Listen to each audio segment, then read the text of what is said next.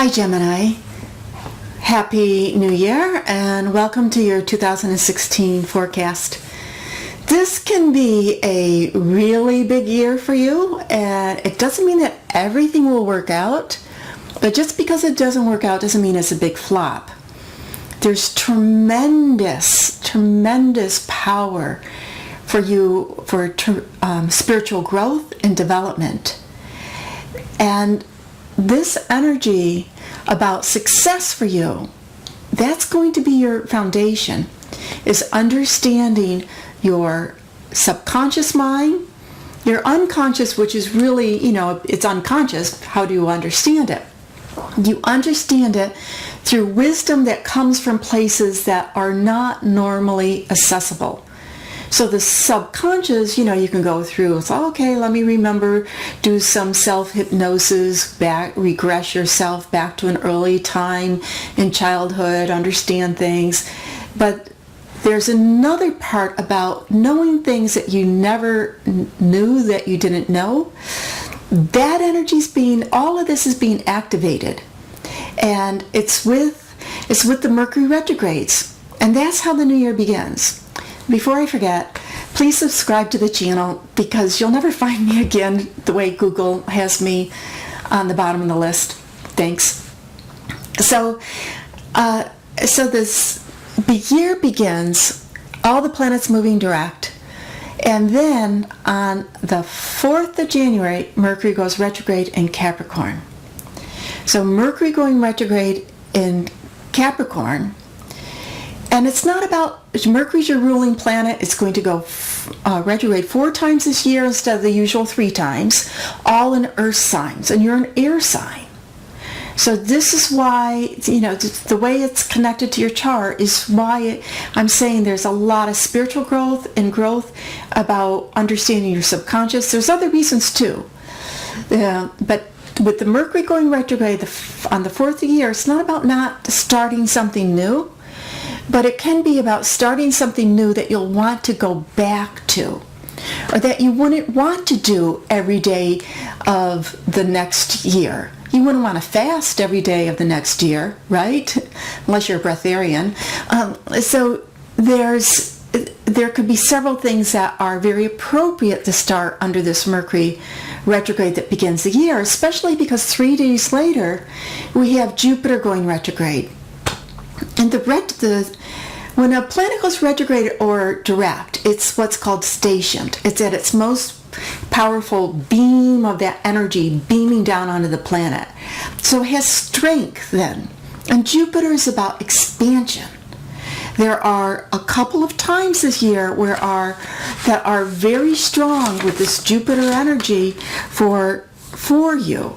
And especially if you were born around, the 13th or the 14th or the 20th, that will be, the Jupiter will be more powerful for you. And what does Jupiter more powerful for you? If you were born around June 13th, June 14th, what that means is that if you wanted to get a job, you could start a new job. If you wanted to travel, good time to travel. If you wanted to move, it's this moving energy. But more than anything, and this can be true for all Geminis, more of a sense of expanding your consciousness and confidence. Now, I'm not trying to say that it's going to be a piece of cake for everybody, because we do have Neptune Saturn square, we have Saturn Jupiter square.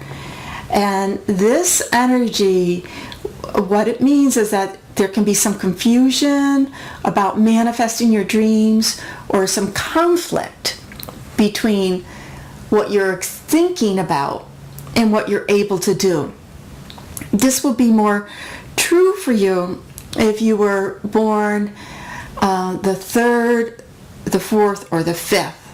So you may find that, more true for you. Is like, and also, if you don't have a clear idea, then it can be a little bit more frustrating, because ultimately it's about having a clear idea of your vision and then being able to put the effort into it and know what effort's needed to be able to manifest your vision. Now, as we move through this year, okay, so we're coming up to March is a very powerful time, a lot of energy being activated. We have the solar eclipse that's happening in March 8th. We have a lunar eclipse on March 23rd, which is the day of that Saturn Jupiter square that I mentioned, that you could feel very strong, powerful about. It's like, I have all these hopes and dreams, but how do I make them happen? Why are these obstacles here? And it's about discerning or figuring out, well, what is it that am I really clear about my vision? And am I willing to put the work into my vision? Now, on the 25th of March, Saturn is going retrograde in Sagittarius opposite your sign. And that can be where you struggle a little bit or feel a little bit, oh gosh, why is life difficult? Why can't I just win the lottery? Or why can't this just fall into place for me?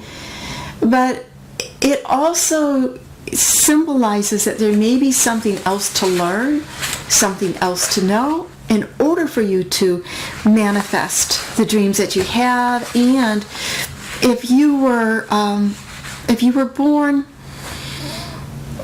on the 13th, again, this could be a time where you might feel the energy a little bit stronger, 13th or 14th, about this pressure.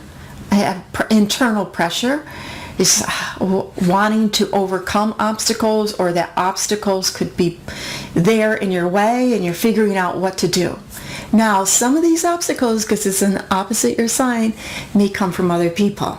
And what I mean by that is like, the universe is asking you to look at the other people in your life and see if they are supporting your dreams or if they're hindering you in some way. And it's not to get rid of your friends. It's not to like dump people out of your life, but it is about being honest with yourself about how you feel. And not everybody needs to think the same way you think. After all, that can be exciting, different ideas popping up. But if somebody is always like you feel blocked. If you feel blocked because of another person's negativity, or how another person's lead their life, or if they're just not good for you, they pull you into doing things that afterwards you're like, oh my God, should I really have spent that money? Should I really have done this? Then there's a little bit of taking a look at that. Like I said, it's at the end of March, and it goes into April when Mars goes retrograde in Sagittarius, the same sign that Saturn goes retrograde in, April 16th. And if you were born around May 1st, then you will feel this little bit of more of a protective energy or irritation energy more than other people. It's like, get out of my way, just leave me alone. Just let me be who I am. But it's also a motivation energy. It's also a time to really feel like, okay, I gotta get going. I really need to make things happen in my life. So taking action in the middle of April. Part of it can be in relationships, lover type things. But it's more than just that. It is the bigger picture of life, about taking action, because the larger message is envisioning your dreams and working towards them in spite of the obstacles that could be presented from the practical world issues. If I had more money, I'd move. That's a practical world issue. Some of you are magicians, right? You are ruled by Mercury. And so Mercury's the trickster. It's a magician in a way. Maybe can manifest being able to get friends, their vehicle and help out. You won't need that much money, but there is that practical side that Saturn energy can come in. So there's this large vision.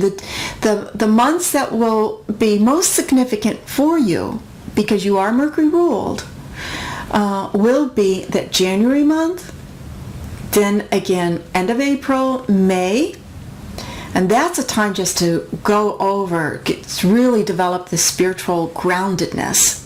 And then again in September time.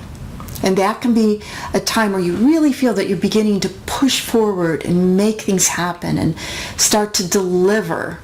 Feel as if life is beginning to deliver on some of your hopes and your dreams and your desires that you are connected with, you are hoping for. In September also, Jupiter moves out of Virgo and into Libra. Now, Jupiter in Libra is an air sign. You're an air sign. There's a positive flow there. And Jupiter going into Libra is sensing or giving you the opportunity for your love life to be more peaceful and harmonious. Because there was, with that Mars retrograde, opposite your sign, there could have been some antagonistic, do I want to, do I not want to, energy that's going on either if you are in a committed relationship, or if you've been dating different people, or maybe several, go out this, and no, go out this version, no. By September, with Jupiter going into Libra, like finally, not somebody you always have to struggle with or argue with. And also, just having more fun in life. Being able to say, okay, it's my time to have a little bit more fun here. As we close, moving towards the end of 2016, November, we have Neptune moving direct. And Neptune moving direct on the 19th of November, again, if your birthday is more towards May 30th, May 31st, you still might be a little bit in that Neptune confusion, what is it that I really want phase. Sometimes you don't really have to have the answer, even though we want the answer. It's about experiencing life and letting life unfold and trying new things. Not to feel like you have to concrete. It's like, this is what I'm going to do for the rest of my life. This is what I absolutely know. If you were born around the 30th, 31st, even May 1st, May 2nd, and you still feel a little bit of that Neptune fog, it will lift eventually. And it is about use the energy in a positive way, because this can be this tremendous spiritual growth this year. Develop, learn tarot, learn astrology, meditate, do yoga, whatever your heart speaks to. There's so much. You could do breath work, you could, anything that speaks to you, reading, and artistic talent, develop your creativity. Yeah. The end of November, we have Jupiter square Pluto. And, Jupiter, Pluto, all the aspects always go back to the conjunction. Like you hear about new moon, start a new thing, full moon, you'll see it. Well, the conjunction of Jupiter, Pluto was in 2007, and it started in Sagittarius, 28 degrees of Sagittarius, which is the galactic center, which means, think about it, it's how do you center yourself? What's the center? But Jupiter, Pluto want things big. What big thing do I want to do in my life? What's my big, like sometimes you might think of it as a once in a lifetime experience, or my mark. What do I want to do? And the square energy at the end of November is activating that. What is it that I want to do? What's my one big dream? And then at the end of December, we got Jupiter opposite Uranus, and that conjunction happened in 2010. It happened 3 times, 2010 and 2011. And one of the conjunctions was at 0 degrees of Aries, very important part of the zodiac. Being true to yourself, being freedom, so strong. And how are you doing with being that big thing that or your once in a life dream, or your big mark that you want to make in life? and that's authentically yours and big. So tremendous energy this year, Gemini, for you. Then develop your spiritual awareness, spiritual power. Get focused, and being able to, when you do that, being able to move towards the manifestation of that larger context, that larger dream. Thanks so much, and please let me know what you think. Comment below, and I appreciate it. Have a great new year.